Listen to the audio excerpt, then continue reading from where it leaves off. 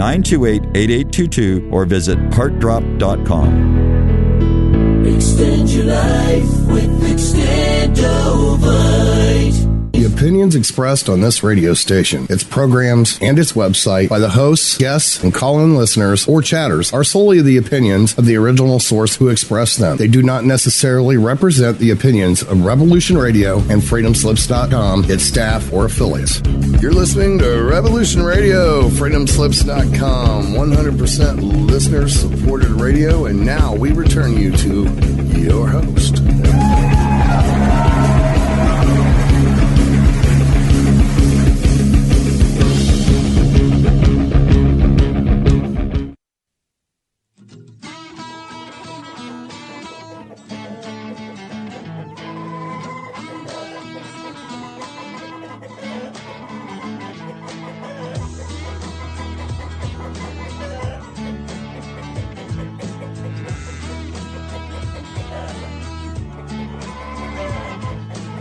Stumbling down the road with Bridgette Lyn Dolgoff as she carries stones, digs holes, and wheels her shovels on her way. This road is the real path. It is never easy and never clear, but always entertaining.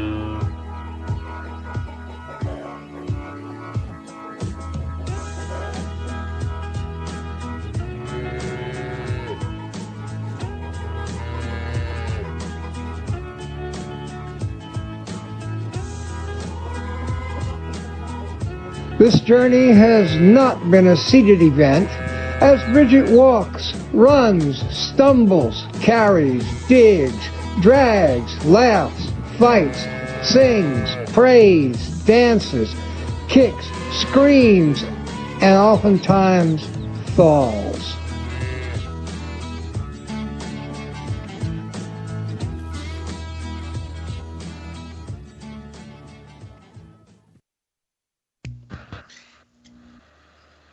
Hey everybody, this is Bridgette Lyn Dolgoff of Carrying Stones and Digging Holes radio show. And I am coming to you live from Reno, Nevada this morning. And my guest is being really noisy right now. Well, okay, so Carrying Stones and Digging Holes radio show. I'm Bridgette Lyn Dolgoff, your host, coming to you live from Reno, Nevada. So you can go to our website, Revolution Radio, FreedomSlips.com, and you can click on the funding page to see how you can fund us.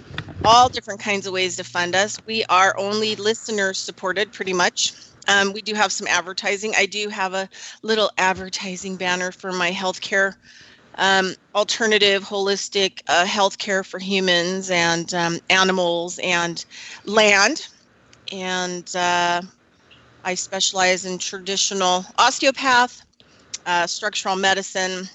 Also, I do a lot of energy medium works, healing work. I also specialize in specialty nutrition, types of nutrition that most people don't understand. I'm also a biodynamic farmer, and and I'm working on my herbal medicine credential this summer, so finishing that up. I'm pretty excited about that. I've been spending the summer making medicines, so I'm super excited. So also, while you're at Revelation Radio, FreedomSlips.com, you can go to schedule, click on schedule, and you will find either Studio A or Studio B. Click on Studio A, and then scroll down the listing to the 1 p.m. Eastern Standard Time on Saturday, and you'll see a bee with pollen and a flower. Click on that, and there's some information about me and the show, and contact information if you want to contact me. Alrighty then. So today my guest is a good friend of mine,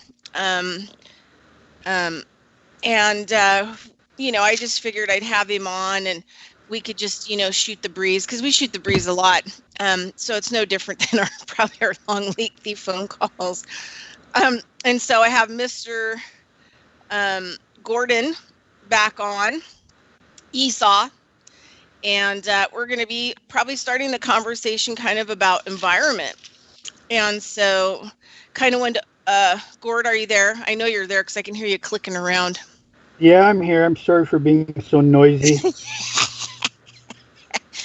So I found my headphones, but they don't have a microphone, the ones I found. So I'm using these buds, which are kind of annoying. But yeah, they kind of are, I know. Just trying to fit one into my tiny little ear canal there. Yeah, and they can ache after a while too when your ears had enough. Yeah.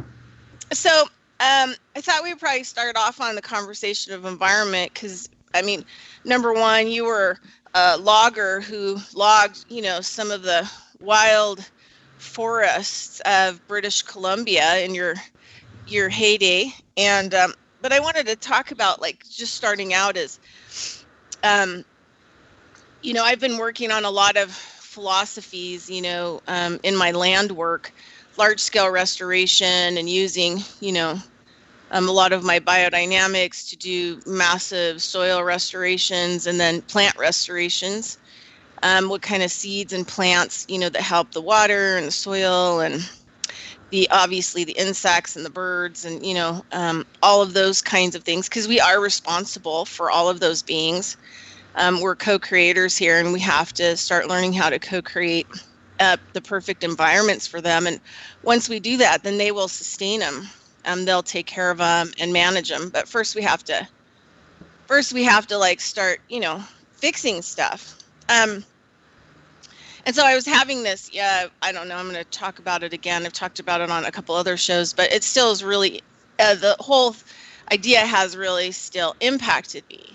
And something that is in the forefront of my mind, when I'm going out and collecting plant medicines to make medicines, I'm also looking at plants and collecting, last fall, I started collecting seeds from the wildlife, from the wild places that could be carried on, to do large scale land restoration, and I could apply these seeds to it.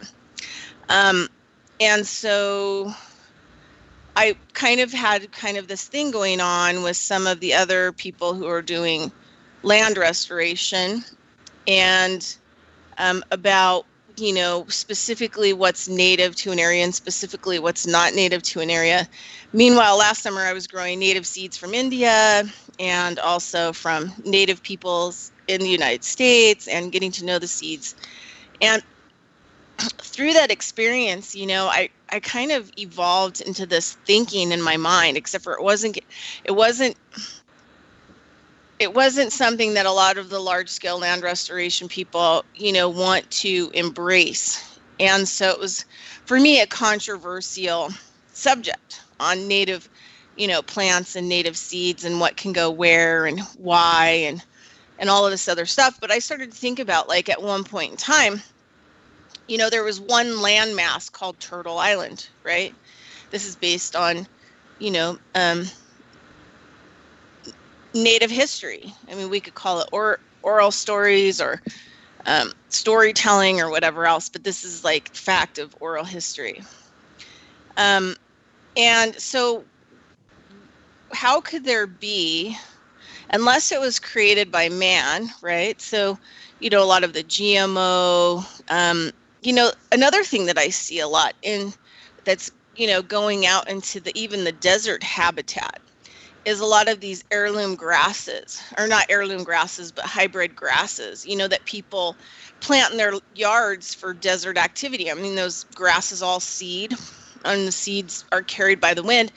And more you see a lot of these, hybrid grasses out in the desert in certain areas taking over. Very, very aggressive. And so we could say, well, that's an invasive species. Why are they allowing that people to plant these in their yards when ultimately they're going to affect the areas that are not populated by people and aggressively, take over. So about, I don't know, a month and a half ago, there was a man, and I'm sorry, I can't remember his name, but he's pretty famous. He's a native guy in Northern California area, Grass Valley tribes. And he took us on a walk through a climax forest, an area that he and his people care for.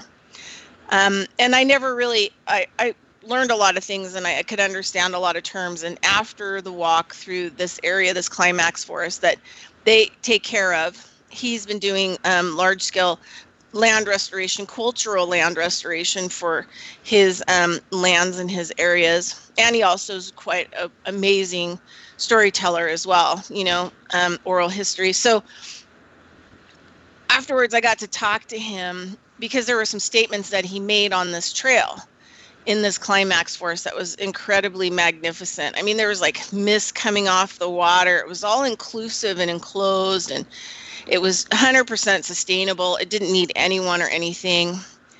But he was saying, in the future that it's going to be a Pangea of plants and seeds. It all kind of, will have to mix together. And so afterwards, I talked to him about my kind of, dilemma about large-scale land restoration and how my opinions were not really accepted by other people that I was in contact with, and that what I had concluded, the same thing, that in the future we're going to have a Pangea, because we're going to have killed off so many species of plants which aren't producing seed anymore. So what's native?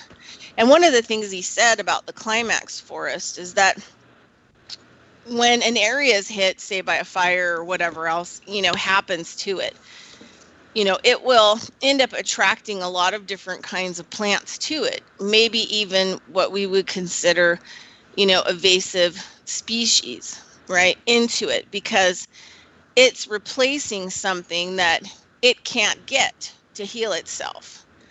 And so the environment will reach out, basically, and be open. And it has to be open. It's vulnerable and raw, and it needs to, heal itself. He said that once the climax forest happens, once it starts moving into climax, which is perfect and sustainable, then it will kick out anything that it doesn't need.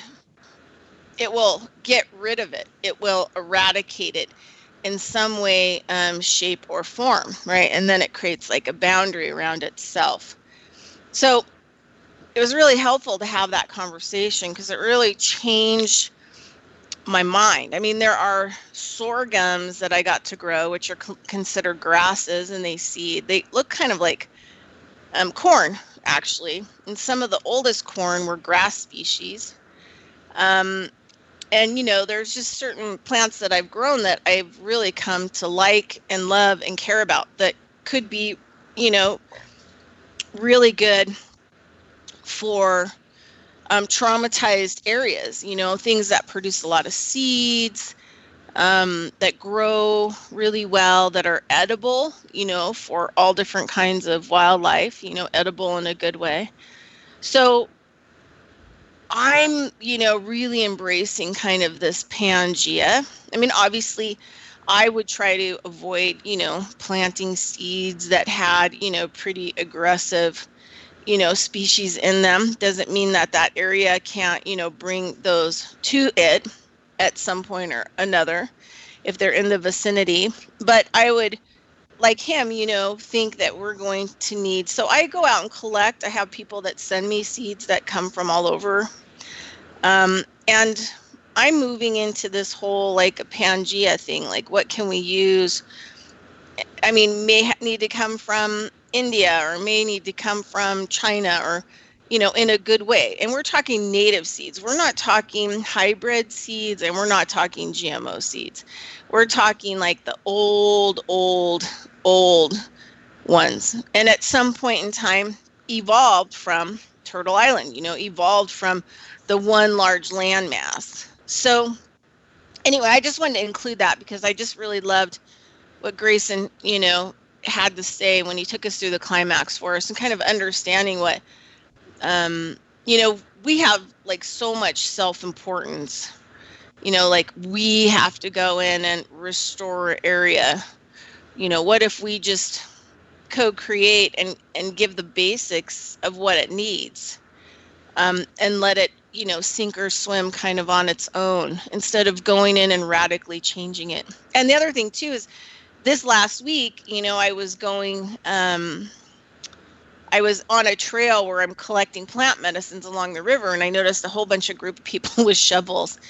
And so I was like alarmed, like some of the plants that I'm collecting for medicine are considered, invasive species, but they are high in their ability to deal with inflammation and pain, and, autoimmune system disease. And so, I became really alerted and alarmed. So I asked them, they were from Patagonia Outlet, and they're, when you work for Patagonia, you get paid, but so many hours a month, you have to go out and do something in the field, like they planted sugar pines recently up in the mountains.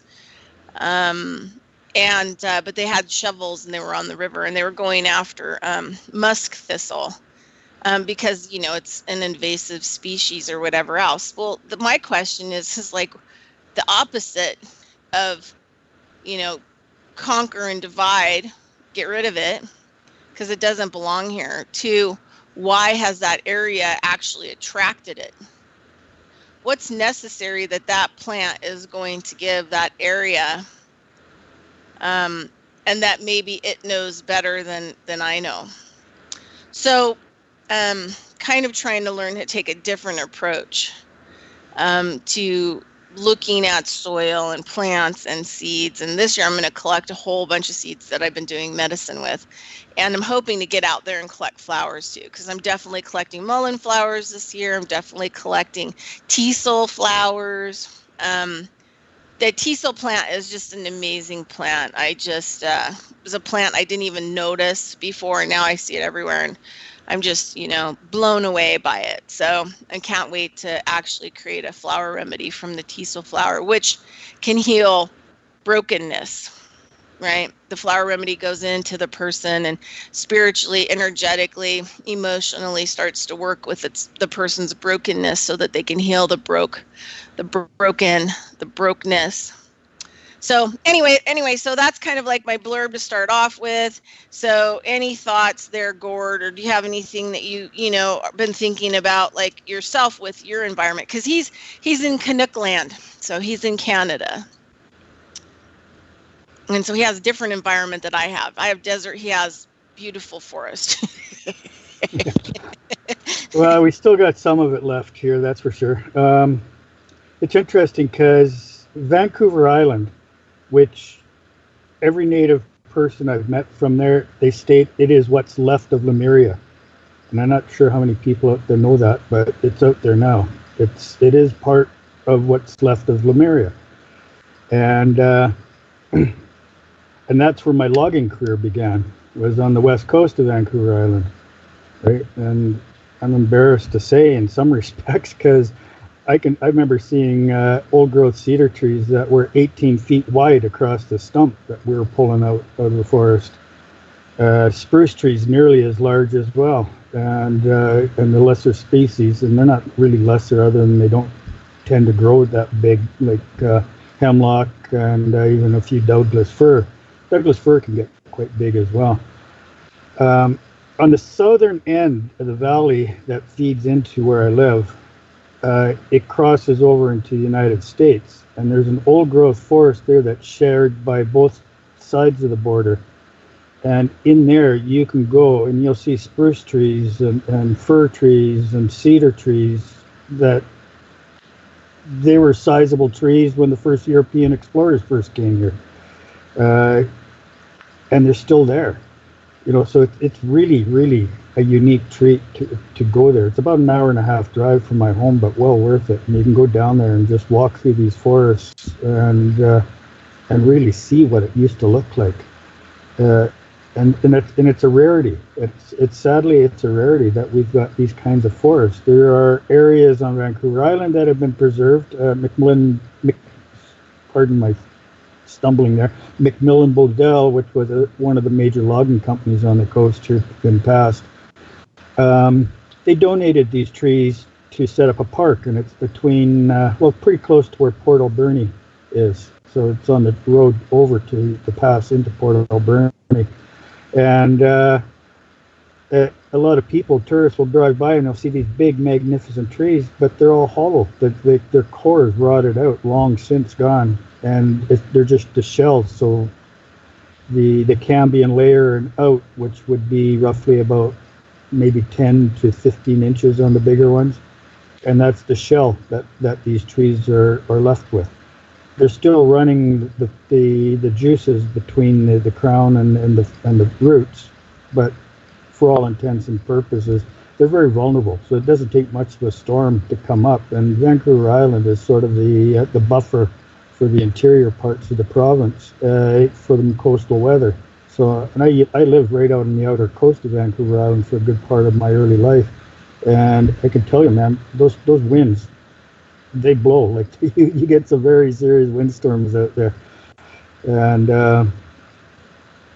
So who knows how long these trees will remain standing as they are. It's set up as a park, but a number of these trees have come over time. So, because they're just shells, right? They don't have the whole structure that the trees normally would have as they aged. So, yeah, it's we've got a lot to learn as human beings in how we manage this planet. So it's time we start thinking that way and stop thinking of just ourselves. So, I had a little bit of a problem. So, I mean, my computer just shut itself off, so I had to plug it into another power source to make sure. So I think it'll stay. So, but if I drop off, that means that for some reason the power doesn't want to be. All right. Well, on my show we have all kinds of technical problems. It just is the way that it is. Yeah, it's the way it is. And I'll definitely try to, call you back just to, try to get you back on. If I can't get you back on, then we'll just call it kaput. So you've been kind of noticing some of the ravages of chemtrails in your own yard, huh? And some of the trees in your area all of a sudden? Yeah, you can see it. You can see what's going on. It's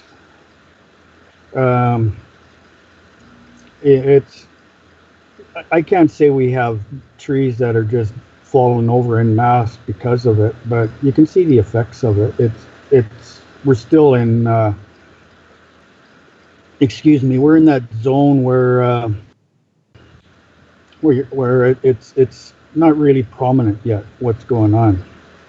If you're used to looking at the forest and seeing, especially particular forests that I tend to walk through, right, you can see changes. They're subtle, but there's still changes.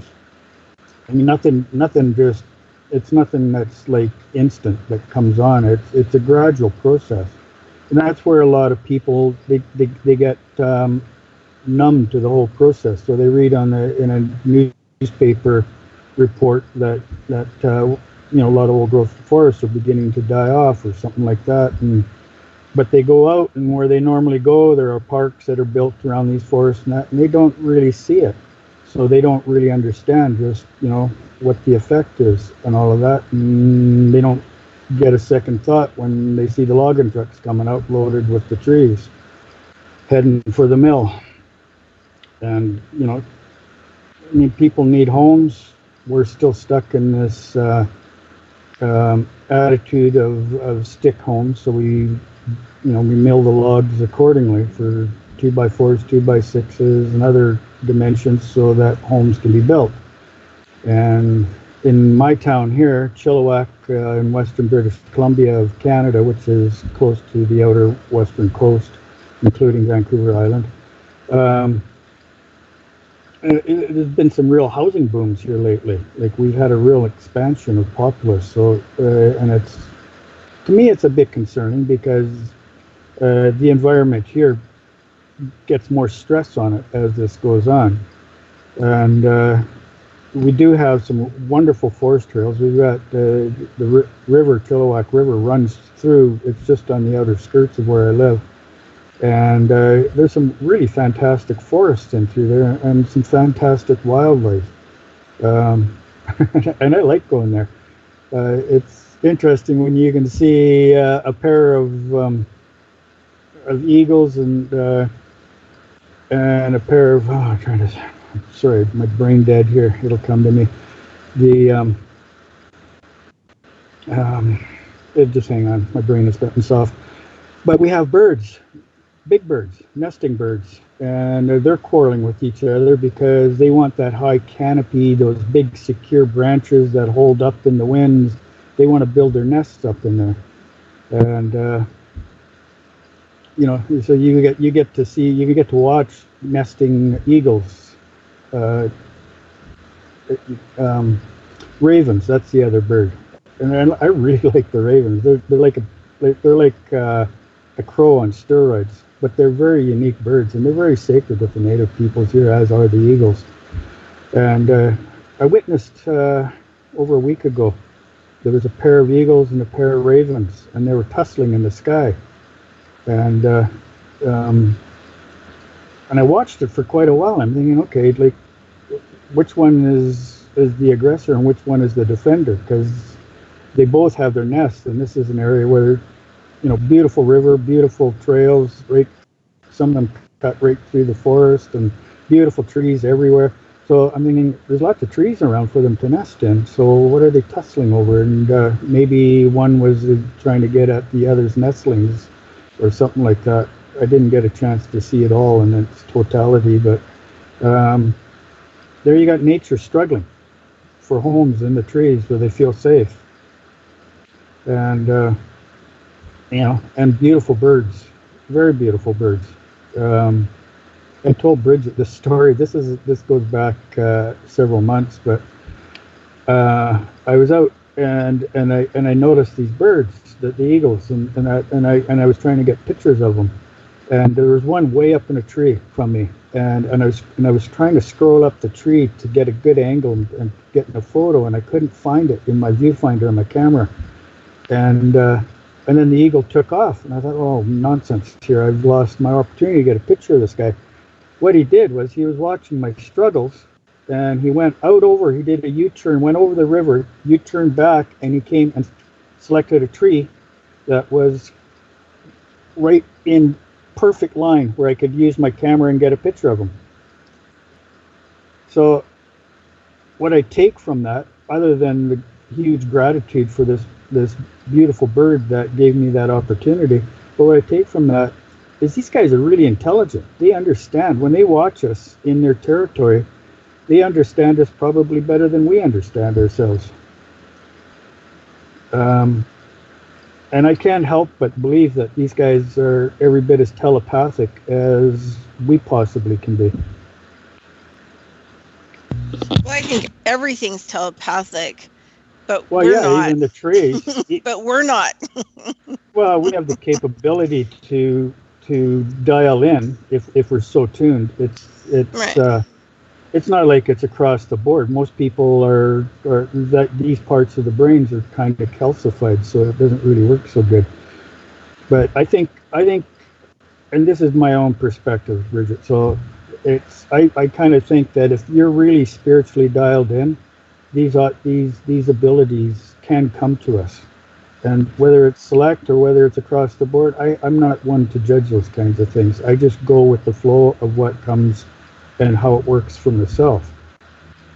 And maybe it is a bit more of a shamanistic point of view when you get to that end of it and how it comes across. I don't know. I've had some magnificent experiences with my little dog. She's an Australian cattle dog, Kiana.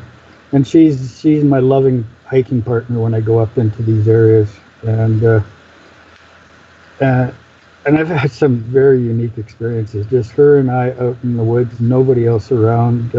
Usually accessing old logging roads that are no longer functional for that purpose, and they just kind of degrade where they're just a nice, convenient trail to get into some really interesting backcountry.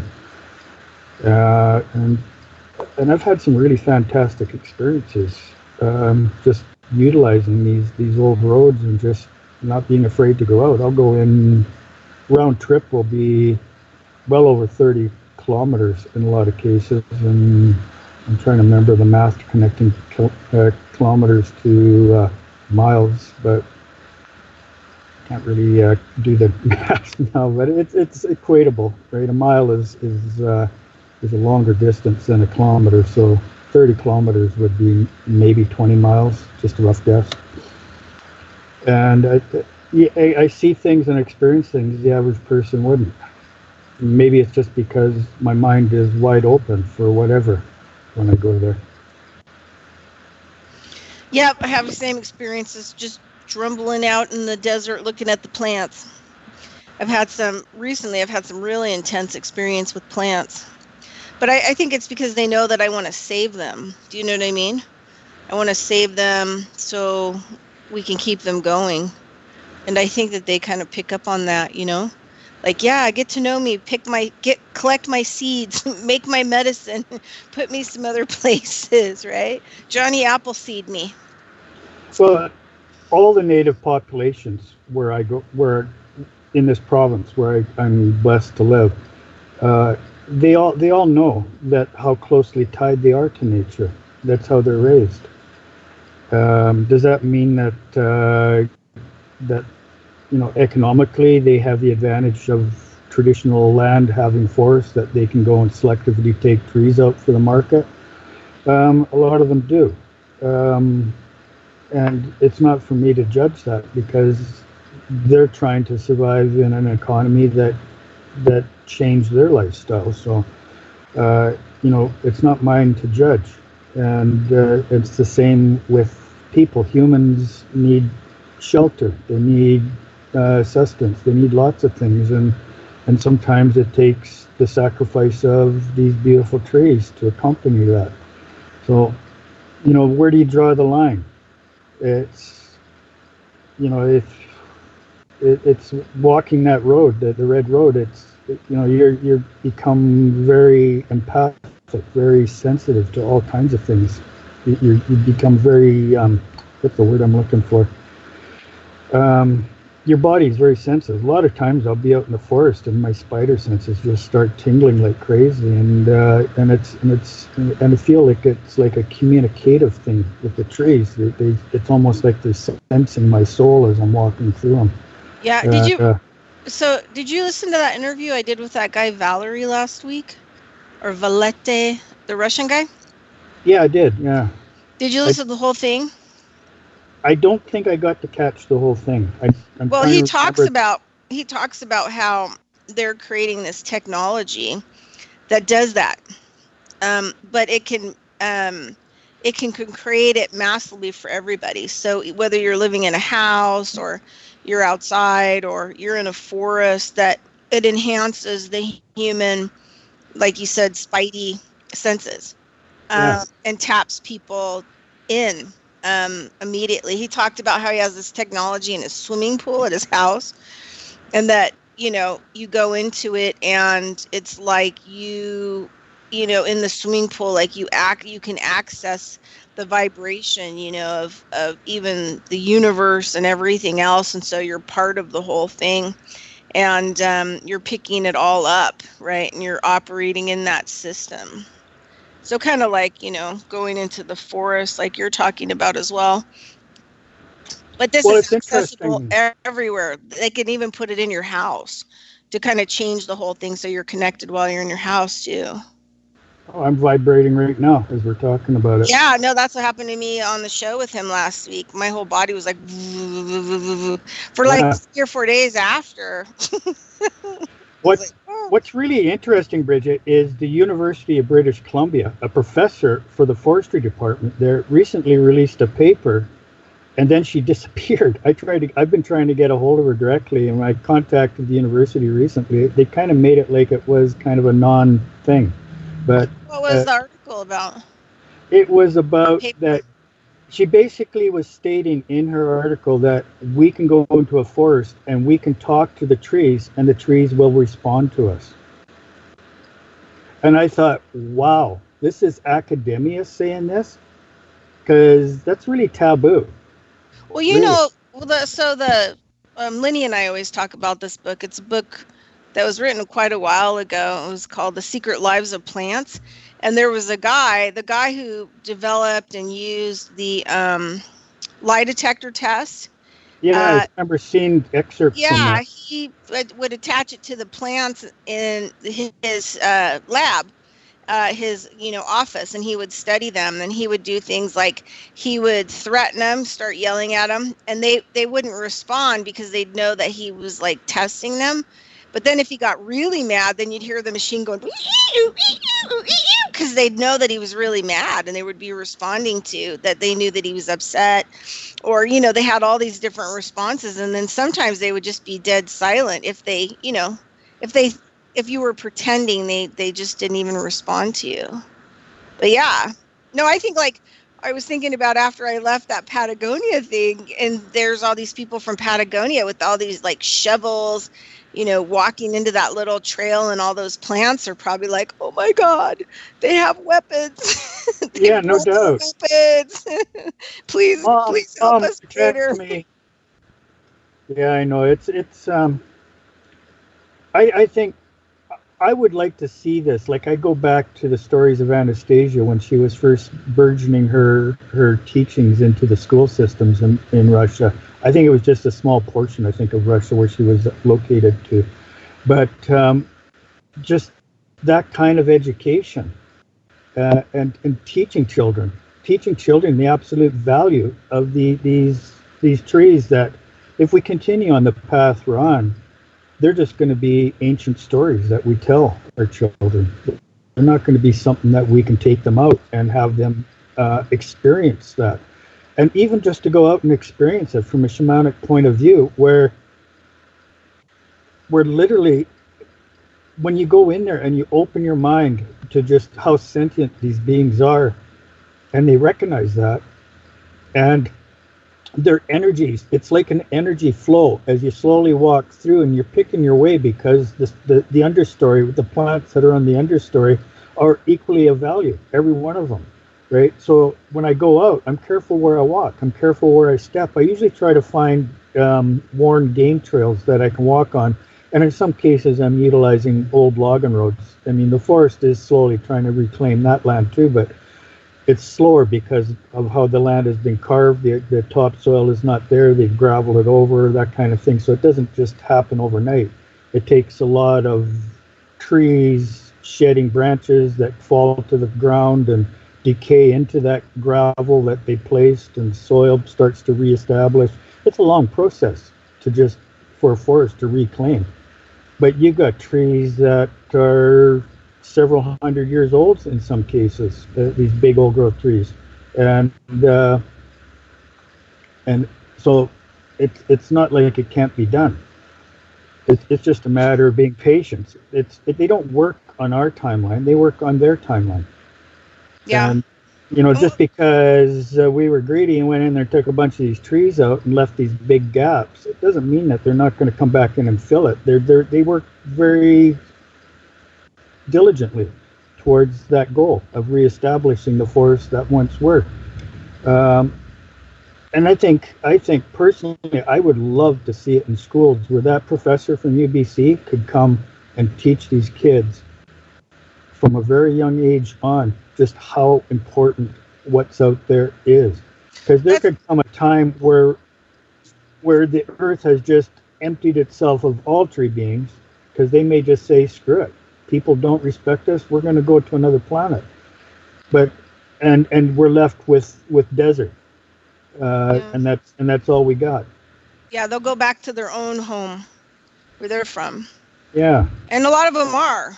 A lot of them are getting the heck out of here. I mean, cherry trees, for example, cedars. Cedars are, we could say that they're dying or they're going to extinction, but that would be like, I always think about that's like that whole self-importantism. The other side of the coin is maybe they're choosing to leave and not come back.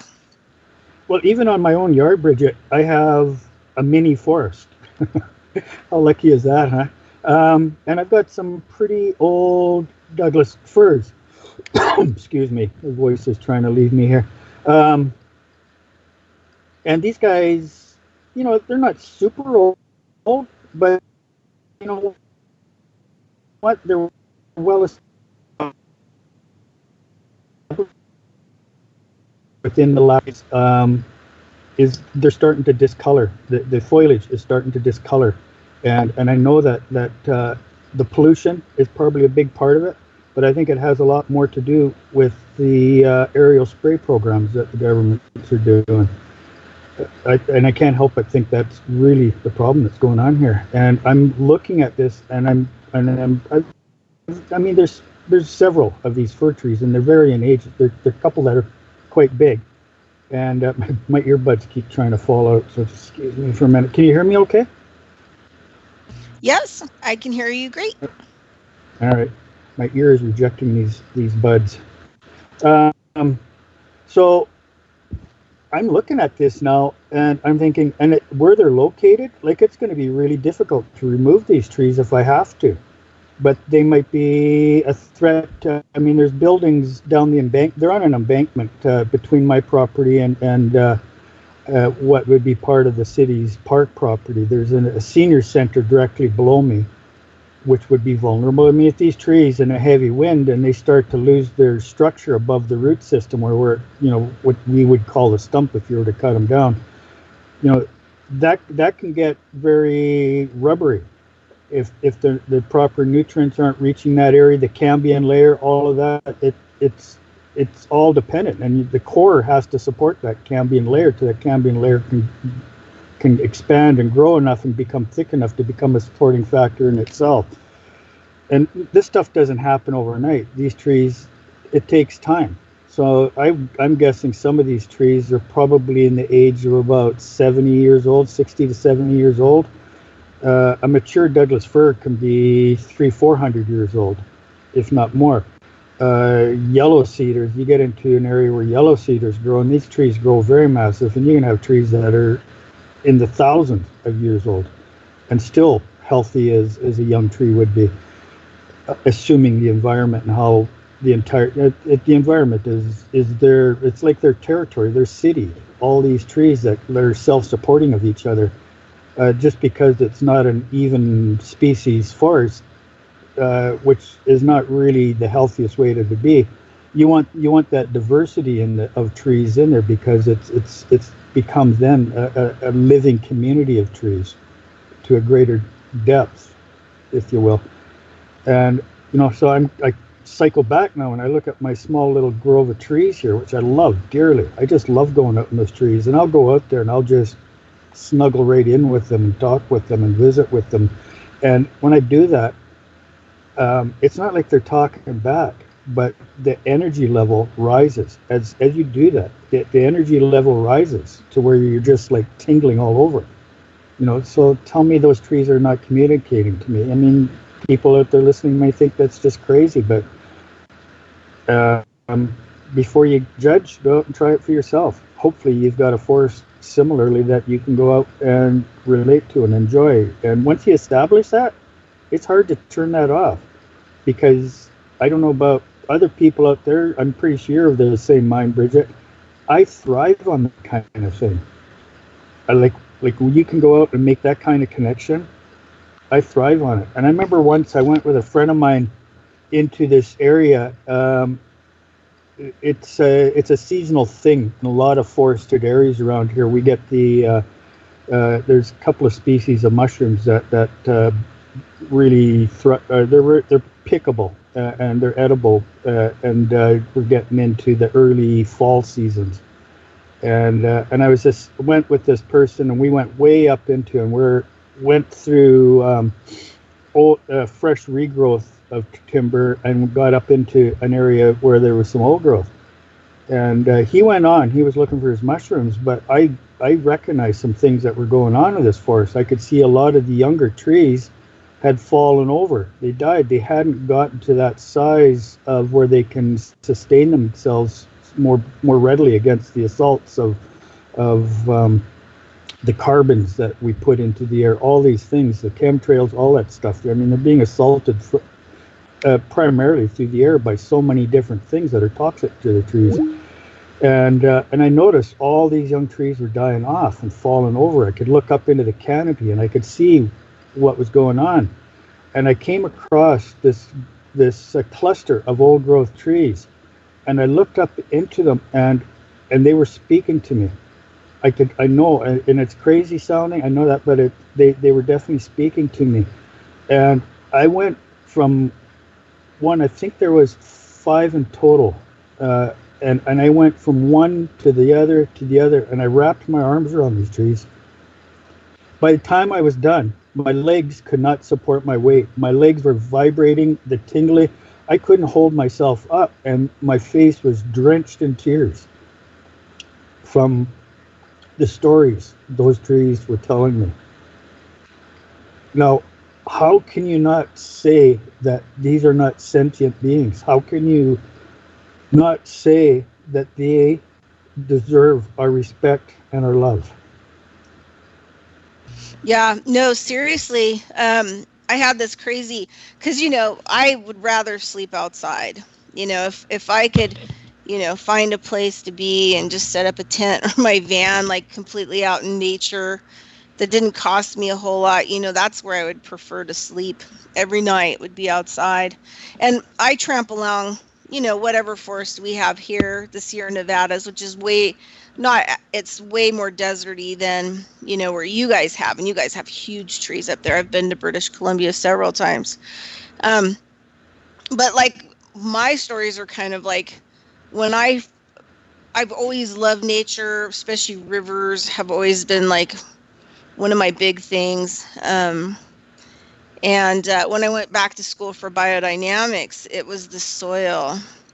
Once I started connecting with the soil and understanding the soil and being able to regenerate soil or make soil like in an alchemical lab, which is nature, that was when like the really major shifts started taking place. And now it's like I said earlier, with these plants, literally. So now that I'm doing wildcrafting of herbal medicine, like literally, I'll go out and see a plant I've never seen before, but it's always been there, right? But it just wasn't on my radar. And they're literally jumping up and down with their arm up going, hey, over here, me. They totally want me to like come over and harvest them, and start working with them. And last week I was really thinking about horsetail. So horsetail, it looks like a kind of a snake. Yeah, I'm familiar with them. Yeah, a lot of people haven't seen it. There's 3 types of horsetail. One is like an umbrella-looking tree, pine tree looking thing, and then the other 2 are just long and tall. They look more snaky. But I had put, harvesting horsetail on hold for like about a month because, I wasn't really confident, in what I should collect from the horsetail. So I was doing like lots of research and when to collect it and all this other stuff. So finally the day came that I was going out to collect it. And I thought I was going to have to go to 3 different areas because I've been going out and finding places ecologically where there are abundance of the plants that I need. In some places I have to take a little from everywhere. So I have to drive all over the place to try to get, enough to make whatever I'm making. So anyway, so I'm out there. I hit the first trail to go collect horsetail. It's where kind of I saw more of the tree-like one. But still, in each location, there was maybe like, and because it's the desert, they don't grow super, super tall like they would in a forest. And so each place I was thinking, okay, I'm only probably going to get like 7 of them total, probably like a half a jar of tincture will probably, and then, then I felt bad because I didn't want to screw the tincture up. And, I had all these issues going on. So I thought, well, I'm just going to go out to the horsetail, right? And I'm just going to see what happens. And if it's meant that, I have to collect from several different places and I only collect a little bit to make a little bit of tincture, then that's what it's going to be. And so, I worked it out with myself and got my confidence and went there and I was like, ultimately I'll make the decision, when I get to the first location. Well, anyway, when I started walking into this little trail, and it's pretty thick, with plants and brush and willows and stuff like that, this little trail along the river that I like to go to has a lot of hidden plants that nobody notices. Anyway, I'm walking, I start onto it, and I'm walking, and I've got my, my bucket and stuff like that, and my, offerings and everything else. And I'm walking on, and I hear it start to talk to me. And it wants to talk to me about my fear of doing something wrong, with it. And that, not to worry so much about, how I'm collecting it, if there's going to be enough to collect, what type of year to, season is the best to collect it, and, just my fear of messing it up and having collected a little bit that was there, and not have used it properly or right, just all this stuff. And it just started talking to me about my fear, about, doing it wrong or whatever else. And so it said, I had to work through this whole process before I even got to it. And then it said to me, okay, so are we good? And I'm like, we're good. We're totally good. I can do this. I have confidence. And, I'm going to learn what you have to teach me. And, the plant's like going on about how, like, in this whole area, it's the oldest thing on the planet. Mm. And I got back home after I collected it and made tinctures and stuff from it. And it said, like, some of it is 300 million years old. I mean, who knows if that's true or not. But the thing is that, I was amazed at what an intelligent, being that it was. And I'm thinking, holy crud. And, it affects the bones. It affects the tendons and the ligaments and cartilage. It can help with your teeth. And so it deals with the structure of things, right? It's dealing with how the strapping of the structure is and the healing of that structure that, needs to take place, or however else it can, help to heal bone, like I said. So anyway, I'm thinking, oh my God, I'm going to be making this tincture from this plant that's 300 million years old. Like, I've never had anything in my body that's 300 million years old. Well, that's a good indication, really, genetically, just how close we are to all these plants as relatives. Yeah, well, the thing is, there was a scientist that I read his stuff, and he said that his whole premise was that everything had to be put in place, regardless if it evolved or it was transplanted here, right, before, like, a human or some kind of species like that had to arrive. If it was a meat-eating species, then there had to be things that it could eat. If it was a plant-eating species, then those plants had to be present, with its environment, before it could ever be put in. So you think about a lot of this stuff, and of course the plants are probably going to be the oldest, and there are a few that are still around. But I ended up, sorry, I finished the horsetail story because this is the most mind-blowing part. I get kind of choked up, so I'm going to try to get through it straight. And so I get to the area where I saw these little 10, pine tree shaped, horsetail. And, here, because of the desert, it only, a lot of them only grew maybe like 10 to 12 inches, like, in total in height. And so I'm standing there looking at it on one side of the path, and the ones that I had seen a month ago grew quite, doubled in size, but still there weren't that many there. And so I was standing there debating, okay, how many do I take? There's like 10. So, I need to leave some for the water. I need to leave some for the soil. I need to leave some for the insects and the animals. I'm not really sure here what I can take, to make this medicine. And I hear, psst, over here, psst, over here. And I see through this thicket, of like wild rose and willow and all this other stuff, this little trail that goes down to the river. I can't really see the river from where I'm at because I have to walk down it. It's really thin. And I go in there and I'm looking around, and right next to the water is like the biggest, hugest on both sides patches of this horsetail, the pine tree shape. I have never seen that much horsetail in this whole area in one place, and it was totally hidden.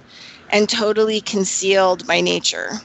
And it was the first time that I ever, in the Anastasia book, she talks about how domains, and when domains are made perfectly, that they protect everything. You know, they protect you, they protect your animals, they protect itself. And so when the environment is good and nature is good and in sync, it has a protection energy around it. And that's where I first saw it. But I had to be right with horsetail before it would uncover.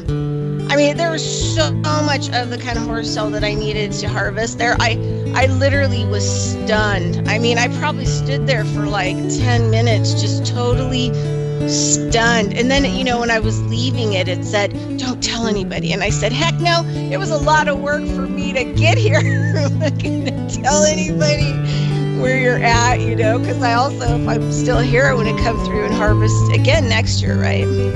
But I was amazed at, like, once I got myself right with it, you know, like the native people say, becoming friends, because it's part of your relations, right? It's your family. And getting right with it, and, you know, having a relationship to it, like it's my sister, you know, or my brother, or it's my grandfather, my grandmother. Radio. This is oh, hey, we're in commercial right now, Gord. Sit tight. Mute and sit tight. And the other. All right. It's a show about you, it's a show about me, but ultimately it's a show where we try to have a little bit of fun. We discuss important topics, and we do our best to be apolitical. So I invite you, put on your favorite pair of comfy sweats, your smoking jacket, and grab a beverage of your choice, and join me Thursday evenings at 6 o'clock for This, That, and the Other on Revolution Radio.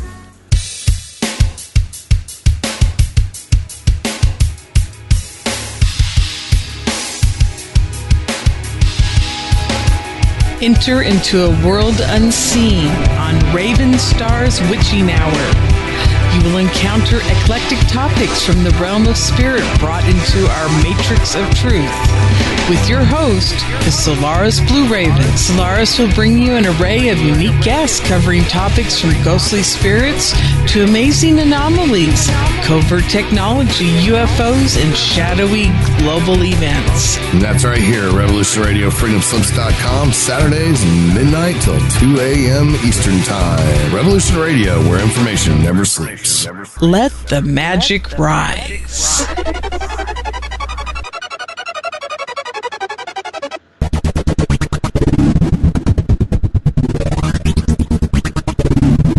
From the astral realms to the physical plane, the halls of power to the walls of home, the multiverse to the innerverse, all will be haunted by the ghost in the machine. I am Steve Zerloff, the ghost in the machine. Mondays, 10 p.m. Eastern Standard Time, Studio B, exclusively here on Revolution.Radio.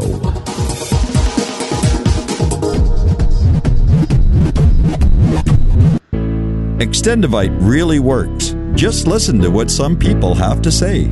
Several years ago, I was developing a very severe situation. I called it my flippy heart. It was doing not good things, and I did not want to go to a medical doctor because I just knew they would give me a cover-up pill. I didn't want to get onto that sort of thing at all. When I learned it was garlic and cayenne is a healer. It is a wonderful herb. I said, I think I'm onto something here. I'll tell you, I wouldn't be without it. It did wonderful things for me. Extendivite is only $69.95 for a 2-month supply of either capsules or liquid. Call now. That's 1-877-928-8822 or visit heartdrop.com. Extend your life with Extendivite. The opinions expressed on this radio station, its programs, and its website by the hosts, guests, and call-in listeners or chatters are solely the opinions of the original source who expressed them. They do not necessarily represent the opinions of Revolution Radio and freedomslips.com, its staff, or affiliates. You're listening to Revolution Radio, freedomslips.com. Hey everybody, you're back with the second hour and of now we return you to Digging Holes radio show. And I'm your host, Bridgette Lyn Dolgoff, and we are 100% listener supported. Everything that we do on the network.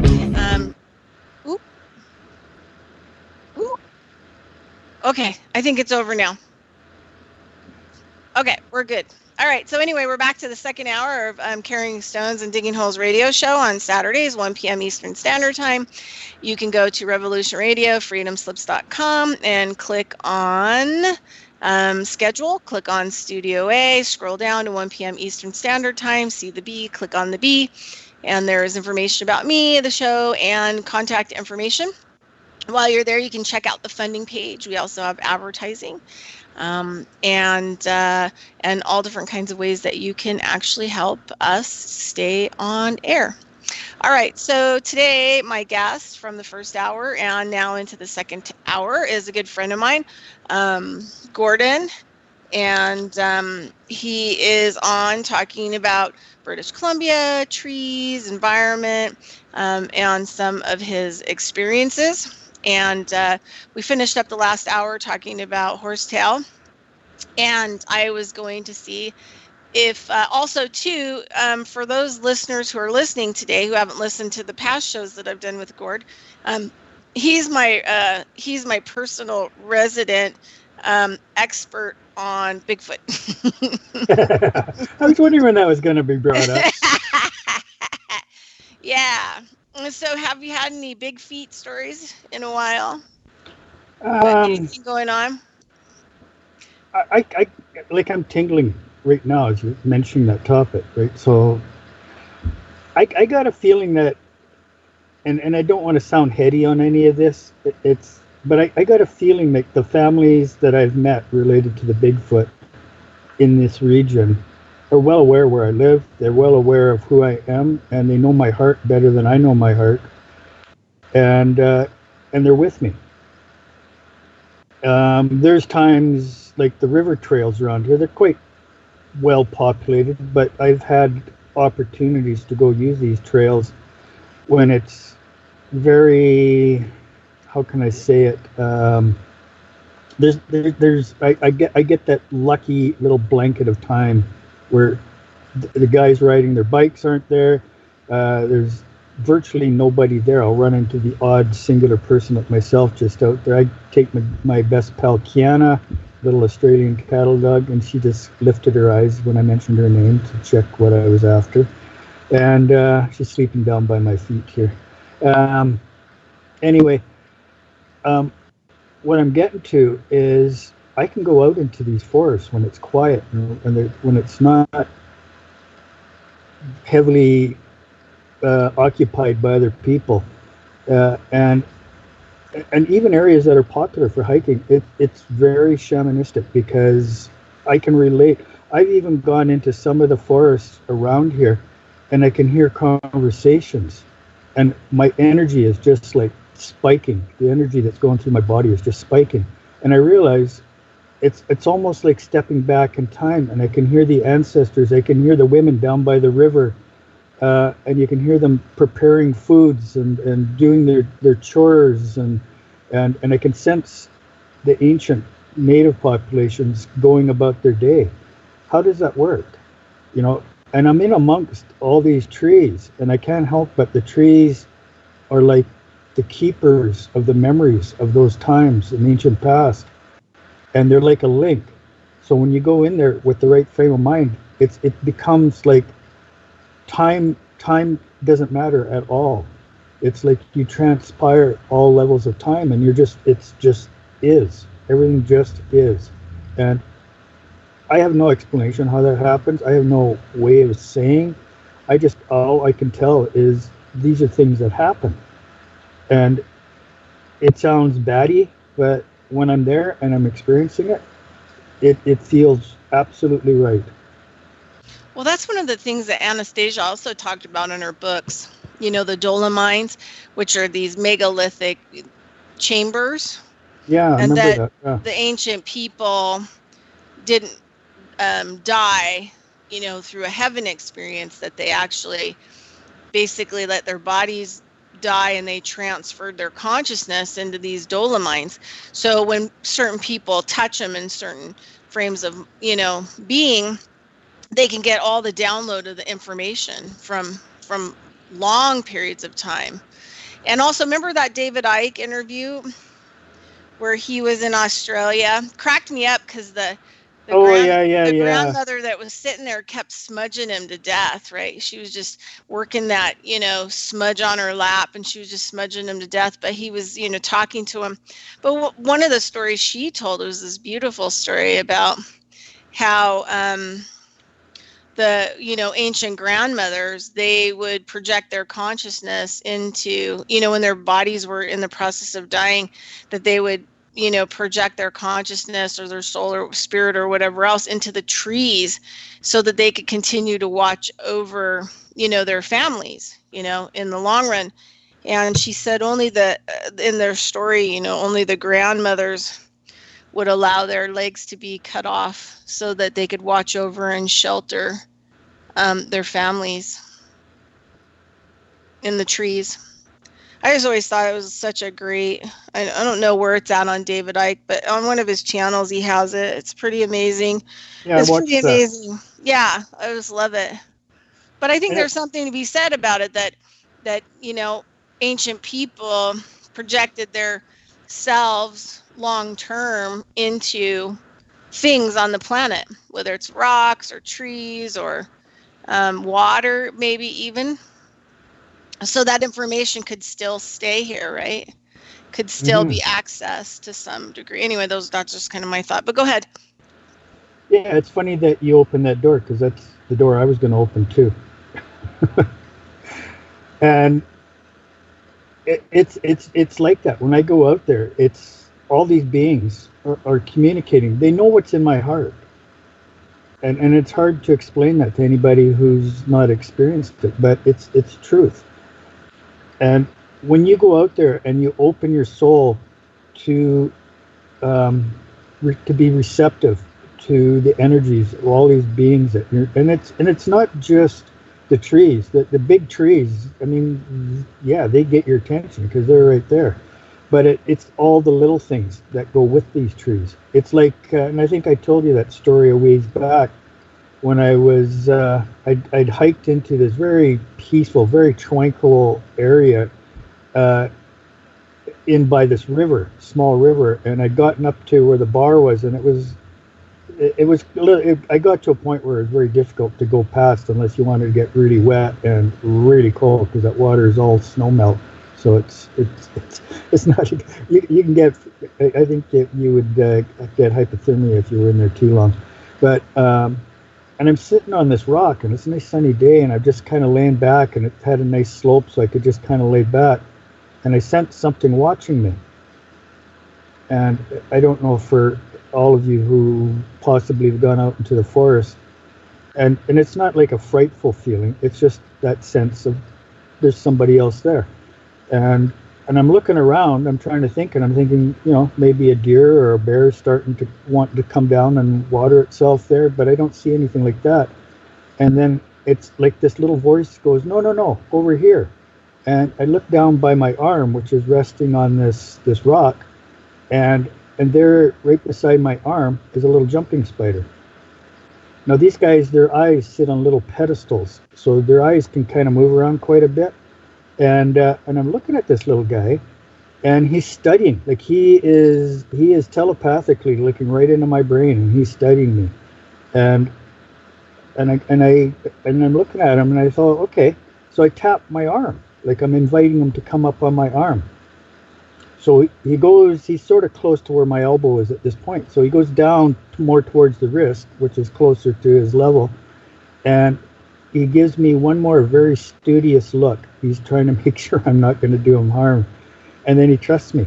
And I'm assuming a he. It could be a she, too. And he came right up onto my hand, on the back of my hand. And he worked his way up my arm towards my elbow. He'd only go so far because it's kind of hairy and it's a little difficult for a light little guy like that.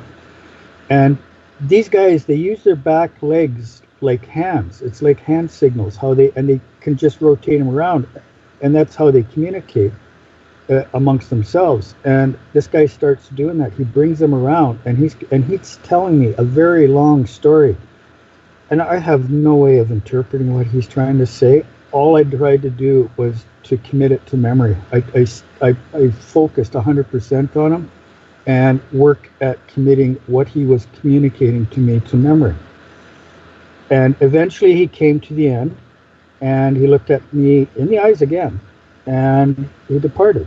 He went on his way. And I thought, okay, I think that's why I was meant to come to that particular spot. And so not long after that, I chose, it was a good time to leave, so I left. And I went up into the forest. There's a very bizarre scene there, and this goes back to my experiences through the history of my logging life, which I started when I was like 16 years old. And there's this big, huge tree stump, and I've seen it numerous times, but this time it kind of focuses. And the ground all around where it comes out of the ground is barren. There's nothing growing there around it, and it's probably the tree would be the center of it. And so if you go out, 25 feet or so in either direction, it's all bare on the ground, and there's nothing growing there, and the tree's not growing. It's cut off about 20-25 feet up from the ground, and that's highly unusual. And it's a cedar tree, which is common to be used. People would go in and take these old growth cedar trees for the shake and shingle industry. And this kind of looks like that because the way it's cut at that height, and it's evident to me it was cut with a saw. So, but I'm not seeing the notches cut into the trunk that's remaining standing there that they would use for their springboards to get up to that height where they could safely do that cutting. So it's really puzzling. This whole tree is like, and there's a big story there with that tree that I've yet to capture. And a lot of these areas, literally, you'll be swimming in energy from the forest as you're walking into them. But as you get into specific areas like this, the old growth trees, it's thinner. There's not that many there. It's you got little groves here and there, and it's a more intimate environment all of a sudden. And so what I'm trying to get to is just the level of communication and all of that goes with it. And I can tell you right now, as I'm describing this, every inch of my being is vibrating from that experience because it's still with me. It's a connective that doesn't go away, is how I see it. And I get so lost in the backstory, I forget where I was heading with that. I guess what I'm trying to embark on people who are going to listen to this is that do not be afraid to go out in nature. If you go out with your heart in the right place, you don't have to worry about the bears. I've encountered bears, and Kiana, she treats them with respect. I talk to the bears. In fact, one bear, he was kind of angry when he first realized we were there because we were kind of upsetting his morning routine. And I just told him, I says, we're not here to bother with you. We don't want to mess with your day. We just want to be here, and we'll be respectful of you. And he instantly calmed down. He instantly relaxed, and he turned and started walking away. And I thought, oh, well, I should ask because he's going in the direction I want to go. And Kiana was perfectly behaved. She initially barked and that's how the bear knew we were there. But when I told her that, no, that's not how we do this, and she relaxed and calmed right down. So the three of us, we're all one. And when I asked the bear that, and he's walking away, he basically turned around, looked at me, and sort of, no, sure. Like he didn't really say it, but I knew that he was okay, so long as we stayed a respectful distance behind him. Now, where we encountered this bear, it was an old logging road. It's no longer used for that purpose, but it's really steep on both sides of that road, going up and going down. So clearly, all of these animals, the number one thing they know is if they get injured, they're not going to survive. They know that. So they will not want to entertain anything that could possibly injure them. So, for example, say I've been carrying a gun, and I set a very fearful aura around the whole situation. That bear probably would have wanted to charge down the hill, which would be his greatest point of escape and safety. But it would be dangerous for him, because because of the weight and the momentum and the steepness, he could easily set himself up to be going down that hill, tumbling the whole way down, where he could break bones and injure himself and be incapable of sustaining himself anymore, and would die a long, painful, slow death, which obviously he didn't want. So when I offered a peaceful solution and showed that I was a reasonable human, not interested in anything other than enjoying his presence, or hers, it could have been her, we were one. It was like Anastasia was leading the parade. We were one. And he stayed ahead of us for a good long time, and I stayed well back. I didn't press his space. And he got to a point where he had a clear, easy access to go down to the river. It was safe, and he could do it without injury, and that's what he did. He went down there. Ken and I went right to the edge. We could see him going down through the forest for some distance before he disappeared into it. And I mean, what else can you call a situation like that? And it's like it was 100% peaceful, 100% respectful of each other. And what better experience could you have in a forest? You know, I'm in his territory. I'm in his home, right? So he had every right to feel assaulted from my being there. But how we resolved it and how we worked with it, it was, yeah, I'm cool with you. As long as you're cool with me, I'm cool. And that's how it played out. So, and I'm not saying for everybody, because if there's a trace of fear in you, that upsets that whole balance. So, and people ask me, say, well, how can you do that? How can you go there and not have a gun? If I carry a gun, the first thing that bear is going to smell is the gunpowder that's in those shells that are in that gun. And what's the purpose of a gun unless you got shells in it, right? It's just a big club otherwise. And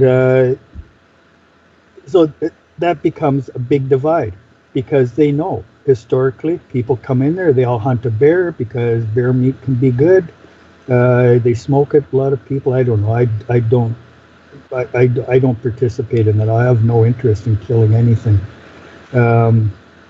I don't even really like to indulge in eating meat from the grocery store a lot. Sometimes you kind of need it for certain proteins and nutrients, but it's not something I make a mainstream into my diet.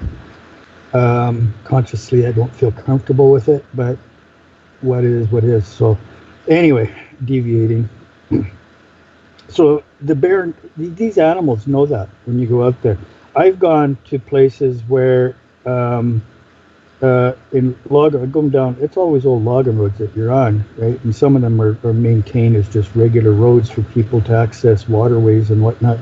And and where I'll meet like a big bear or deer, for example. This one case I'm bringing up is there was two nice, big, beautiful bucks, and big antlers, beautiful animals. And they'd crossed the road in front of me, so I'd stopped to give them lots of space. And as they'd gone into, there's a grove of young fir trees right at the edge. And I just slowly rolled ahead, and I was looking for them. And I stopped. I could kind of see them in there. And all three of them came out of the forest. They all walked right out of the forest, and they just stood there. They're watching me. And I'm thinking, okay, where do I go with this? It wasn't what I was anticipating. Where do I go with this? But it was essentially an Anastasia moment, right? Because they realized I had no interest in their flesh, right? But they come out anyway. And it's like they offer, like many people have heard this, and I'm sure you have, Bridgette, is the native populations have contracts with the animal populations. So when the natives need certain animals for food to feed their village, the animals will come out, and they have a contract with the natives, where the natives, for all intents, look after the environment, look after these animals, ensure them a good life, and they in turn will offer themselves up for their flesh to feed the village. And it's a contract. It's a balanced contract, because it keeps everything in balance, so that we don't become overpopulated with these animals to where the plant beings there become overgrazed on, and so everything has to be in balance. And that's how it used to be. We don't really have that so much now, so the balances are sort of by hap chance for all intents and purposes.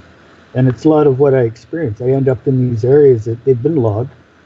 It's the old logging roads that I'm using to access these areas, but it's well timbered too. And there's lots of juvenile timber. There's more mature timber. It's a little varied, and you have alder trees and other what that are referred to as weed trees, but they're not really weed trees. They're the what's the word I'm looking for? They're the beginnings of the rehabilitation of the forest, because they come in early. They die out early, they shed branches early, and all of that goes to reestablishing the soil and deadfall that is easy for smaller plants to come in. Like you'll get foxtail. There's a number of plants that habitate the understory in the forest over time, and like the salmon berries, and even wild blueberries you can find growing in amongst this, and they're native, they're natural to these areas, and all of that intertwines. Everything is one. Everything is part of the whole, and that I think right there is something that we have to embark on people. I would love to see Native peoples who understand these things be allowed to go into the school systems and speak and teach the children these things. So the children, when they grow and become adults, they know these things. It's in their heart, so that we can start to reestablish.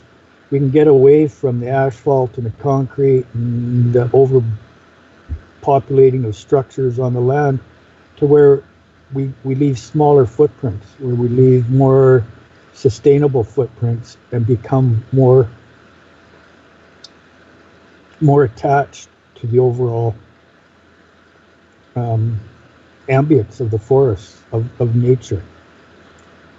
Yeah, that's what Grayson, the native guy that I met doing that climax forest walk, that's what he does. He doesn't go into the schools, but he teaches like at the like Waldorfs and other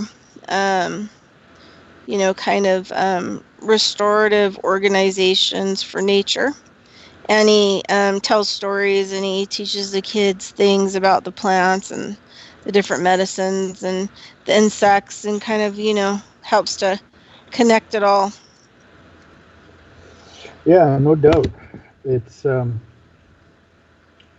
like nearby me, and it's where my dear native friend, him and his wife live, is up by the Stein River Valley, and that area has been coming under some assaults lately, where some mineral companies are flying people in, and they're going in with their hammers, and they're breaking chunks off of crystal veins that were coming down through the rock walls up in that canyon, and essentially just looking for what they can access. It's a protected national park, and my friend who used to work forestry, he went to university to become a forester, and he was lending all of his skills, because he's ranked in his community of natives. He's ranked as a holy man, and in his world of native people, that's the highest ranking that you can achieve.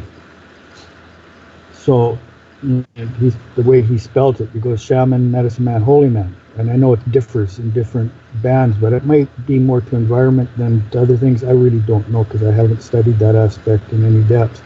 But that's how it is where he is. And the Stein is like it's like their church. It's like the native peoples, and native peoples from far abroad would go there. and there's a book that's come out, and the book is entitled "They Paint Their Dreams on the Rocks So They Last Forever." And I get a touch of emotion when I say that. I don't know why, but it does.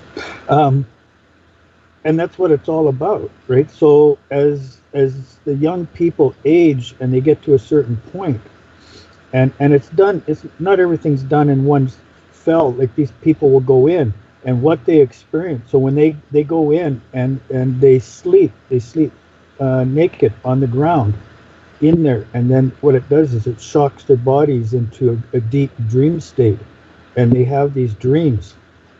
In pure nature, every being out there communicates with these people when they're out there doing this. And when they come back to the village, the first thing they are to do is to go to the elders, and they explain their dreams to the elders. And from that's how they learn their role that they're going to carry on with that village as they age and become more mature. So whether they're going to grow up to be a shaman, whether they're going to grow up to be a medicine man, whether they're going to grow up to be a hunter and gatherer or a planter or whatever, right? That's how those dreams are what help decide that.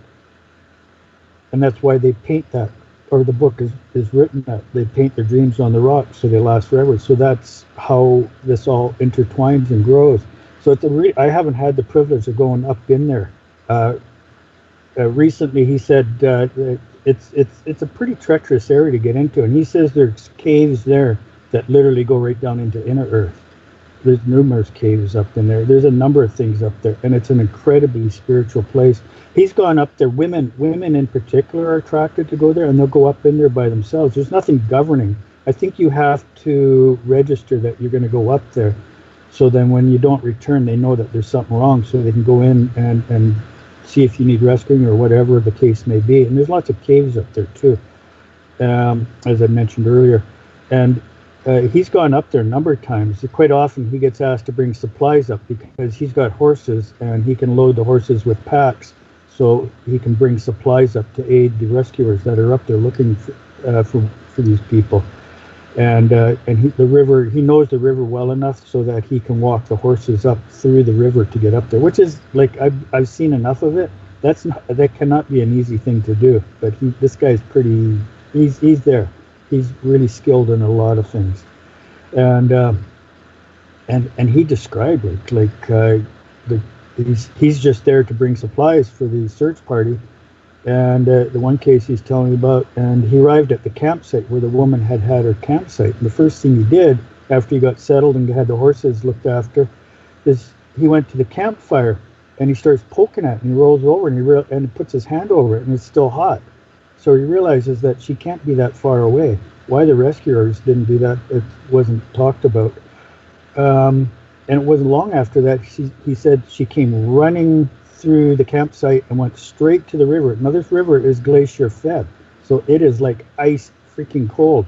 And she ran right up into the river, right up to her chest level, and she had no clothes on, and she's got nothing protecting her, and she's in there and in this freezing water, and he had to go in and help her out. There was some blankets laying around, so he wrapped her up in blankets and got the fire stoked up so she could warm up. And I think he had a two-way so that he could let people know that he had found her, but I don't remember the whole story. But this is the kind of thing that goes on up there on a routine basis. And it's like a magnet. Now, a lot of city people have learned of this place, and this is the end result if it's not done correctly. And some of these people don't survive because they just expose themselves to too much. And there's some mountain trails up in there too that are not for the inexperienced hiker. Well, and sometimes one thing that I've learned about certain places and beings that have, high energetic frequencies, especially when you're like out in nature, they have they can have a little bit of a retaliatory effect. They can make you go crazy. If you're not kind of in a good state, when you're going in there, they can make you crazy. You could harm yourself. You could die. All kinds of stuff. There's a tree that I go visit on the river, and here, it's a lot of desert. And so when you do have a big tree, it's kind of a big deal. But she's right on the river, and I call her the grandmother because she's the grandmother of a really huge, large area, out there. Huge. She's huge. She's a conifer. And so I usually, whenever I go into this area, I always talk to her, like, hello, grandmother, and let her know that I'm coming in because she's watching out over everything, there. And so, like, if I'm going to harvest yarrow or whatever else, I always talk to her first. You know what I mean? Just say, hey, how's it going? What's going on? And then, go about my way. But it's kind of like the respect, because you always respect the elders, right? Absolutely. So, anyway, but this was a couple Saturdays ago, and I was going to get some yarrow, and there were all kinds of people there where I had to park. So I ended up parking up a different place and then, walking way in with my dog. And we get to the grandmother, and I walk in to, like, talk to her, and there's these people, this crazy family with this crazy off-leash dog, and the kids are crazy, and the kids are, like, smacking each other and screaming and pushing each other down, right there kind of in the water. And so I walked in to get close to the grandmother just to put my hand on her, just to say, hey, I'm here, how are you? And I just noticing below, not very far below her, like this chaos going on in the water. Well, she got mad because, there wasn't any energetic space for me to walk in there and have a communication with her or whatever else. And then all of a sudden, after I, walked on a little ways, like, all hell broke loose to the point where they had to, like, get up out of that area and walk out back to the main park. And I know that it had a lot to do with her because, they're just, acting badly and, taking sticks and hammering her at her base. The kids are just, lost their minds a little bit because the parents have lost their minds. And so she wasn't very appreciative of it. So she kind of escalated the energy field so that they would just go away. I think one little kid actually fell pretty severely and hurt himself on his face, and he was bleeding. And that was, like, the reason why they picked up and left to go, fix him up. Yeah, sadly, that's how that plays out, too, is that kind of thing. Well, you have a story, too, where you and Kiana went into a forest, I remember, and you forgot to give your offering, and then Kiana fell off a ledge. You had a hard time finding her and trying to get out of there. Yeah, it's... there are definitely expectations when you go to these places. And it's anybody who thinks that just because you don't see any sign of anybody in there's no footprints on the ground, it doesn't mean that it's void of intelligent life. And they're there. And you literally have to be one with them before you go in. And it's not like it's some draconian attitude or anything like that. It goes down to the simple word respect. So you establish that level of respect and in your intent, and then you proceed. Well, I think it's like, for example, I just got this flash in my mind. Like if you went to somebody's house, you would knock on the door and ring the doorbell and wait for them to open the door and greet you and let you in. And if they weren't home, they're not going to open the door is locked. And it's the same thing as you're going into these areas to commune with these intelligent beings, and you're knocking on the door. You're like, hello, is anybody in there? I'm here. Hey, I sent you a tobacco offering the other day, letting you know that my intention's to come here. Are you there? Can I come in? Well, yeah, and I usually know right away because when I'm doing that, and I have specific areas that I go to where I know that the veil is thinner to the spirit world. And how I discover this, I don't know how to explain, but it's you I think it's as simple as reading the energies as you're going. But yeah, I get that whole feeling of welcomeness, and because they know I go with respect, and because I stop every time I go there and have that discussion up front and state my purposes, then it's like ringing the doorbell. The door opens. Oh, hi, how are you doing? What can I do for you? And I'm just saying, well, yeah, I need to connect with the energies of spirit up in here. I need to rejuvenate my soul, and that's usually the main reason I go. I come out of this city where everybody's bonkers. Everybody's got to get on the road in front of everybody else so that they can get to wherever they're going that 2 seconds quicker, and you get this kind of goofiness that goes on in society with everybody, and it your soul, it's not like it's bad or negative so much, but these little bits, it's like it's like walking through a patch of thistles. You know, these thistles will stick to your coat, they'll stick to your sleeves and your pant legs, and how do you get rid of them? It's like that almost. These little thistles of negative energy that you pick up when you're in a city type environment. It's how do you shed that? How do you get rid of that? It's not like you can pluck them off like a thistle, but you got to get rid of that stuff because it's negative, and it brings the soul down to a lower level where it becomes really difficult to not become like all these other people. And I'm not being negative to all these other people. Actually, I have empathy for these people because if they have the time, if their busy schedules could slow down enough so that they could have the time to just embrace what nature can give them in terms of soothing, healing energies through their soul, life would be so much more relaxed for them.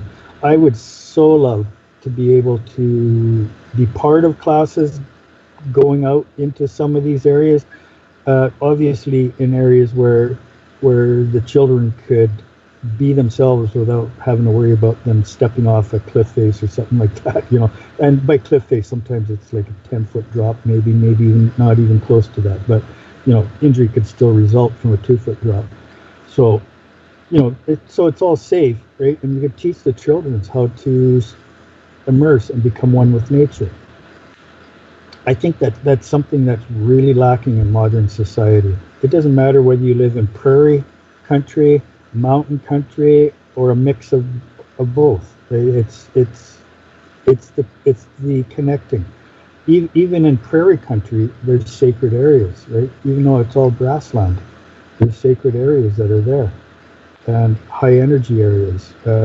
Meridian lines, I don't know, maybe, but I know that they exist, and there's high energy areas all through this continent, and I'm pretty sure if you go to Europe, England, a lot of these other areas, I'm positive, Africa, Australia, the outback of Australia, New Zealand, all these regions have these high energetic areas that are, I can't think of anything other than that they have specific purposes in doing with the beings that live there, whether they're four-legged or two-legged. Oh, excuse me. So, yeah, I mean, for everybody who's going to listen to the show, if any message comes off to you from this, that's the message I would like to leave, is do not be afraid of nature. Go out there in one. There's a wonderful book written by a native man. Can you still hear me okay? Yep. Okay, good. My earbud just keeps popping out. My ear keeps trying to reject it. This book is called Walking in the Shadow of the Rainbow, and it's written. It's an author, like a professional author, assisted this native man in putting this book together. And Walking in the Shadow of the Rainbow, and this is more to the northern territories of British Columbia. It's an English translation of a native phrase, and what it really means is when you walk in the shadow of the rainbow, you're walking in the spirit of that region, and you're walking in, for lack of better phrasing, you're walking in a shamanic attitude. And this fellow, every spring, what he would do is he would placer metals. It was kind of a way of his making a living. So he would go look for veins of gold, silver, that kind of thing, and he knew the areas really well. And in the book, he discusses a meeting he had with a pack of wolves. It was led by a very large female wolf. And this female wolf came right up to him. And he understood where he was. Like it wasn't like he was going into fear or anything. He went into what I would think would be a deep level of respect, because it's a pack of wolves, right? And and this is in the Northern Territories of British Columbia. And she came right up to him, and she went back on her back legs, and she put a paw on each of his shoulders and put her face right close, because she wanted to read into his mind. Became like a telepathic experience for all intents. And what became of that is he was accepted into that pack of wolves, and he actually lived amongst them for a good period of his time up in that time that he was up there. I don't think he even bothered placing metals. If he did, it was very brief periods of it. But he was sleeping in the den with the mother wolf and the cubs and all of it. It's like he became part of the pack of wolves, even to the point where he helped him. A cougar was coming in, and you know, where the pack would den at night, it would circle and looking for the opportunity of getting a cub or something like that he would eat. And so they, that was a big part of the book too, how to convince this cougar not to trespass and that kind of thing. It was a really good book. I think I still got it tucked away in my library here somewhere. Maybe I might have borrowed it to somebody and forgotten who I borrowed it to. I do that sometimes too. It's a good educational book, though. That's how I like to be when I go out into the forest. That's the phrase I carry with me, is walking in the shadow of the rainbow.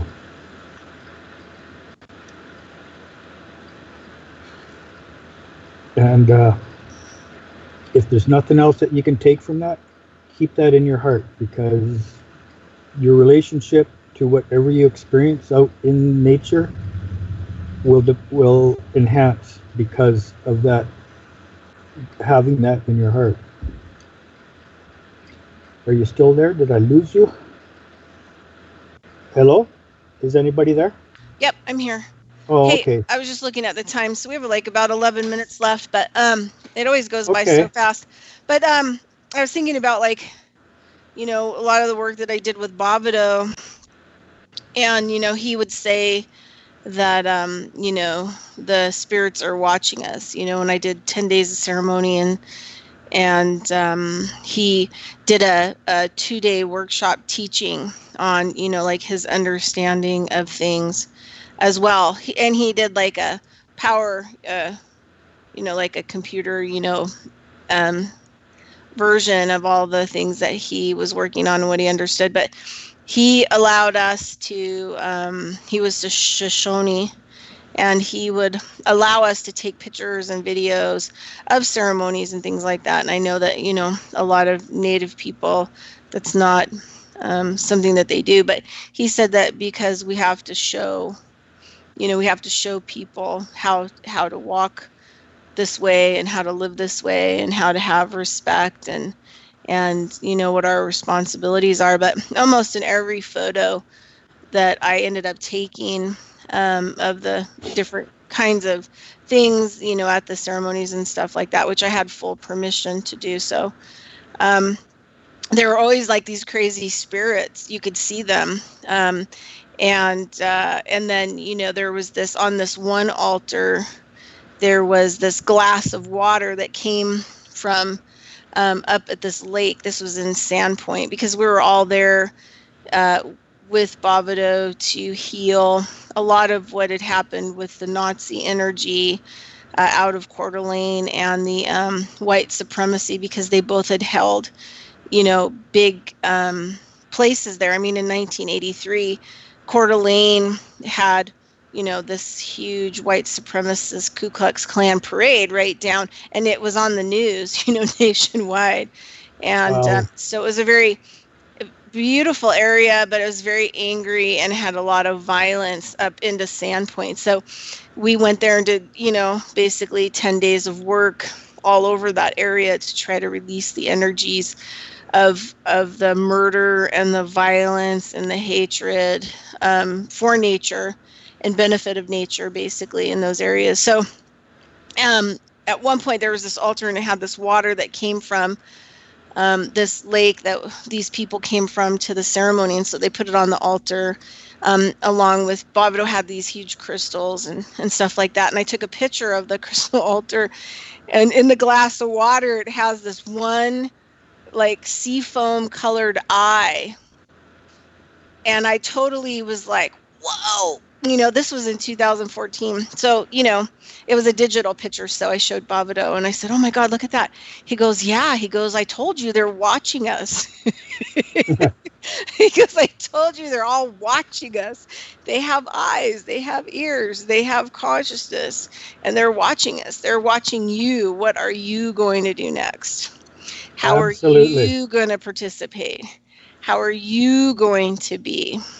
How does that change you to know that there are things watching you that are taking it in? Like, things that you're doing are not secretive. You know what I mean? Like, everything around you in the energy field knows. Yeah. Well, I remember when you hooked me up with Bobbito, where we talked, and he was in his motorhome, and we had a really good conversation. I told him about that experience I had with that Sasquatch up on Crater Mountain, which is outside of a little fruit growing town called Carameas.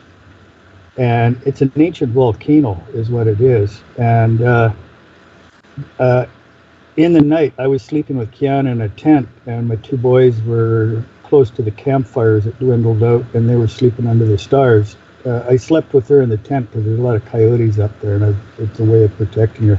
We've been mobbed at different locations up there, not this one, but others, where a pack of coyotes will come in and just run rampant through the campsite, yipping and yapping, and nobody sleeps even after that is done. But it's always been pretty peaceful up there. And this one night, we were woken, and there was this humongous voice. And I swear, like, where my head was on the pillow in the tent, his feet had to be no more than about 5 or 6 inches from my head. And this big booming voice went on and on and on, and it would pause. When it paused, you could hear this chorus of coyotes all around going off. And it cycled through that pattern several times. And when I told Bobbito this story, the first thing he asked me, he says, well, did you ask it to speak English? I said, Bobbito, I had no clue that I could even ask it to do that. And then all of a sudden I went, wow, this guy was telling me something very specific. And I didn't even get to understand what he was telling me. But maybe, in my memory cells, all that is there, still being held in, so maybe there's a story to be revealed in the future out of that. I can't say. I did, by hap chance, when I was still on Facebook, I met a native fellow, and he was in that same region. He was down on the reserve. You got to drive through a reserve to get to this area where I was at.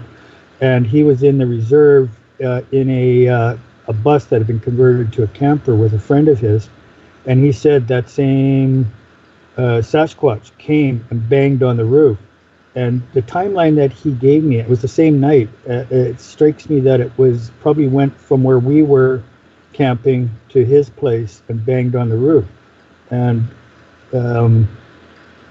so everything is what it is, right? So you can't go roll back the time and change things so I could understand what it was trying to tell me. But that voice will never ever leave my mind, right? It's just like, poor little Kiana, that whole time it was talking, she would run to the door of the tent, look me in the eye, and she'd read and then she'd run back, and she just kept doing that back and forth. And her eyes are now open because she knows I'm talking about her. And she might even remember that event too, as I'm talking about it. But I sure wish I'd known that all I had to do was say, could you speak to me in English? I could have gotten that message and understood it. But I do go back up there, and I intend to go back again. It's not something that I frequent, but I would like to go up there again and camp in that spot and just see if I can have a repeat of that situation again. It's not an easy place to get to. It's basically an old road, and it's subject to slides and big rocks moving about, and it's just barely wider than the track of my truck. And my camper on there is a really lightweight camper, so it's I bought it specifically for that kind of purpose, where I can get into areas. It's nothing glorious. There's no kitchen, there's no stove, it's just a shelter is really what it is. That's mobile on the back of the truck. And so I think I can get up there with that. And I would love to re-meet with that Sasquatch up there again and go over this. There is a portal. Coincidentally, there is a very powerful portal that is not far from there. And I did on, I was advised that something was going to take place at that area, but I didn't go up the mountain. I camped at below.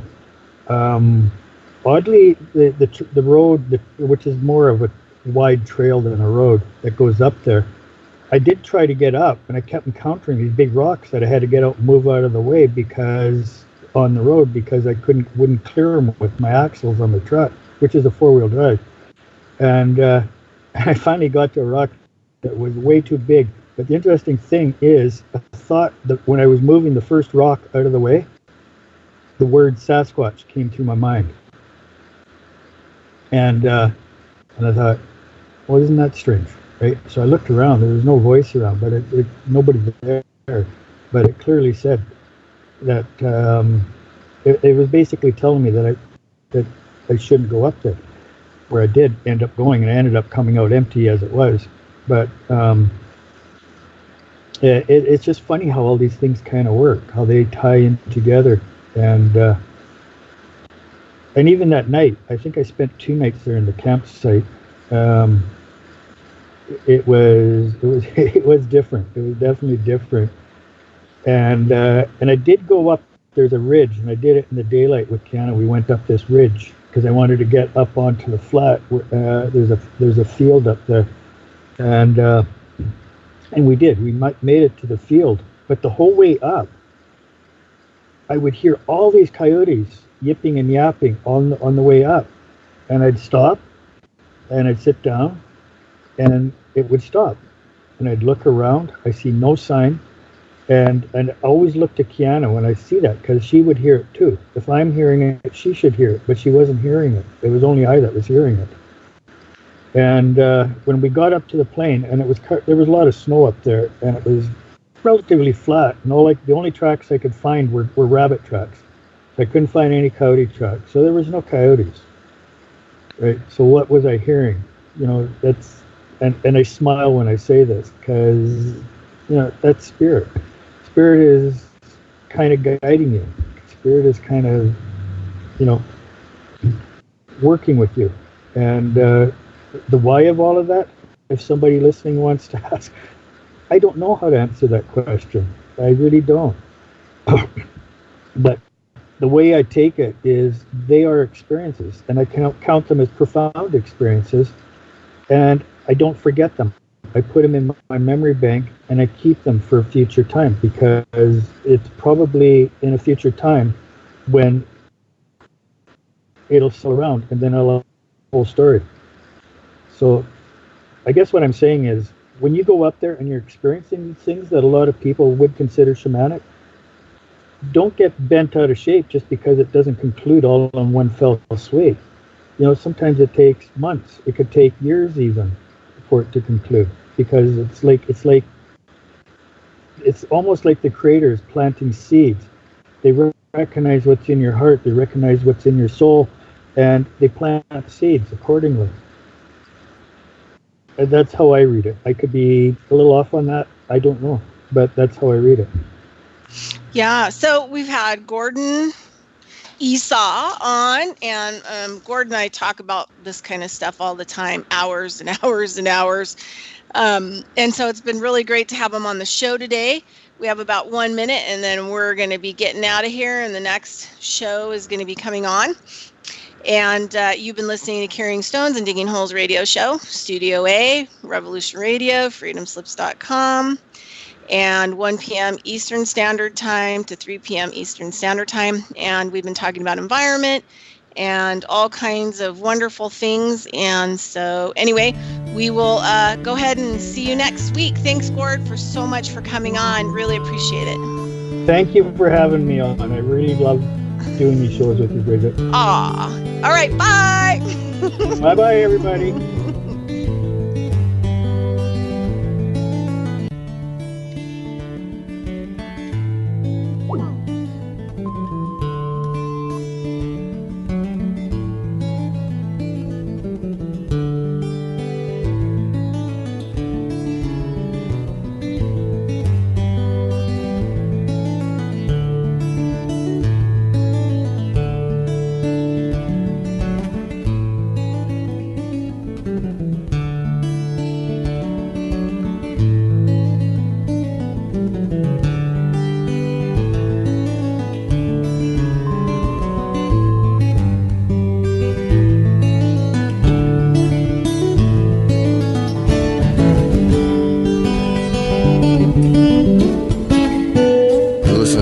Radio at freedomslips.com, and we'll be right back after this message.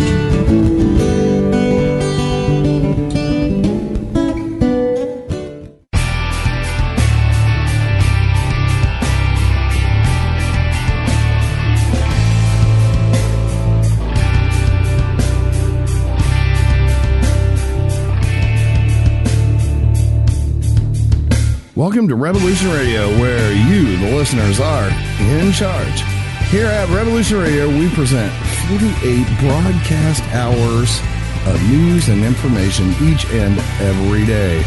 Revolution Radio never sleeps. Revolution Radio is worldwide and borderless information. Revolution Radio is also commercial-free. Revolution Radio is supported 100% by you, the listeners. And that's why we appeal to you to donate and support this station and its expenses. You can support us in many available options like archive subscriptions, our seed pack selections, or even my woodworking store. And we also even have Revolution Radio's swag at the Revolution Radio Zazzle store, in which you can get t-shirts, coffee cups, even a baby onesie. Or you can just plain donate to the cause. We cannot continue without your support, and your support is what helps pay the bills. So please, if you wish us to continue, please stop by our station support page and drop a dime on us.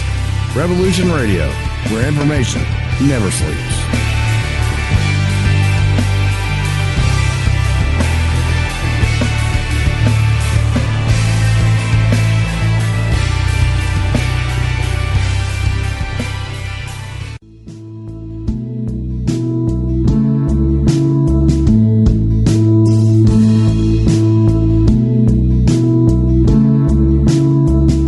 Is your data safe? Do you have the necessary information to assist you in confidently living through just about any survival situation? Is survival and gardening, off-grid living, medical knowledge, or even natural or man-made EMPs on your list of personal concerns? Do you have your documents and your personal information in a safe place in your hands where you know where it is? Well, check out our preloaded EMP-proof thumb drive. Over 3 gigs of survival documents and how-tos, plus the USDA offline food preservation website, and much, much more, including a surprise bonus we just can't tell you about here. With plenty of room left over to store your most important documents. Imagine if a megavirus or a computer failure took out your bank or all the